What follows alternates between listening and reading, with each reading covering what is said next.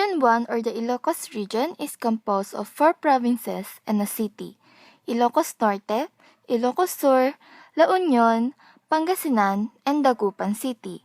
Majority of the population speaks Ilocano, the third largest spoken language in the Philippines. Vigan is so special. UNESCO deemed it as a World Heritage Site and noted, Vigan is an exceptionally intact and well-preserved example of a European trading town in East and Southeast Asia. The architecture is truly reflective of its roots in both materials and design, in its fusion of Asian building design and construction with European colonial architecture and planning. The name Vigan was derived from biga, a giant taro plant that grows abundantly along the banks of the Mestizo River.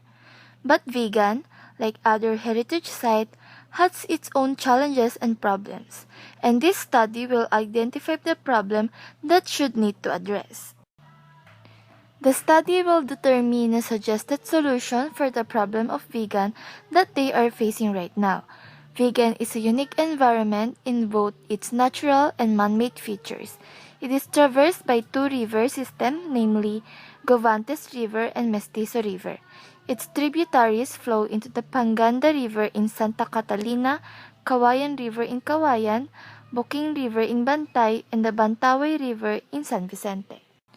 Unlike other municipalities with towering mountains, Vigan is mostly plains with gently rising hills on the southern portion. Most of its lands are devoted to agriculture, which are located outside of the urban center of poblacion. Mode of transport within the city is purely land-based. Vehicles for public use include jeepneys, tricycle, and calesas.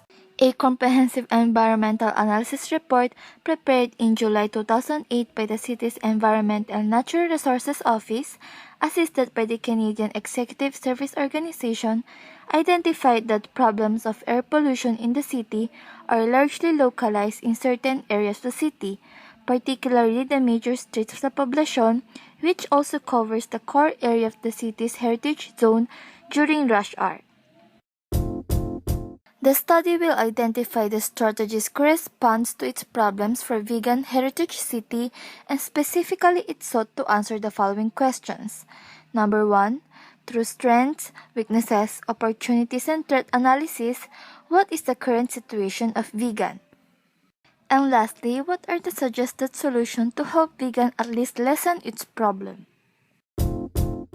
One of the critical challenges of urbanization in developing countries is how to rein in the environmental impacts of progress with the need to maintain one's sense of social history, culture, and heritage. Like the Vigan city wanted to remove the ravages of political warlordism that plagued its recent past and reclaim its once rich Spanish colonial cultural heritage and prestige it held in the 19th century. When the city of Vigan decided to transform itself as a cultural heritage city, one of the core platforms of the city's cultural and heritage conservation program and master plan was the environmental conservation and management of its existing resources.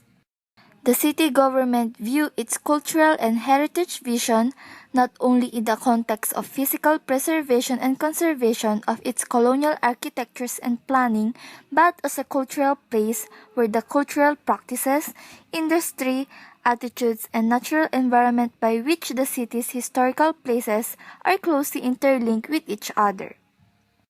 One of the major environmental management programs and challenges that the cities embark on is the city's air pollution problem, brought about largely by the noise and smoke emission of its more than 3,500 motorcycle taxis, mostly fitted with 2-stroke engines, that plies into the heritage city's narrow streets.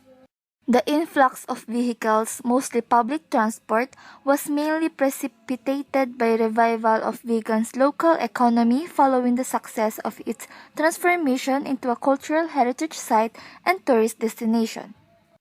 The influx of tourists and visitors have resulted not only to a boom in tourism-related services, industries and facilities like hotels, restaurants, and souvenir shops and local artisan industries such as pottery, handicrafts, antique crafts, local textiles, among others, but also a boom on local transportation and pollution emissions. This problem were believed to cause potential respiratory health problems because of poor air quality arising from emission of dirty two-stroke engines. Stroke tricycle provide the cheapest mode of public transport in almost all of the country's urban areas and major towns that it dominates all types of public transport. Because of the negative effects and consequences of using public transportation inside the heritage site, the proponents suggest to use totally non-motorized vehicles such as bicycles and kalesas in the city, especially within the heritage zone. Encourage the tourists to just walk rather than taking motorcycles or any motorized vehicle will help for us to be environmental friendly. They could also put a bicycle station wherein you can rent it for hours or minutes to explore the vegan city. By doing this, we can preserve the vegan heritage site at the same time reduce the air pollution in the place. Good day, Philippines! Welcome to Region 1 or also known as Ilocos Region. I'm Camille Del Rosario, a tourism student, and please join me as I explore the beautiful places and attractions here in Ilocos Region. So guys, let's go! The easiest way to access Ilocos Norte is by a 45-minute Manila to Luwag daily flight via the Philippine Airlines and Cebu Pacific.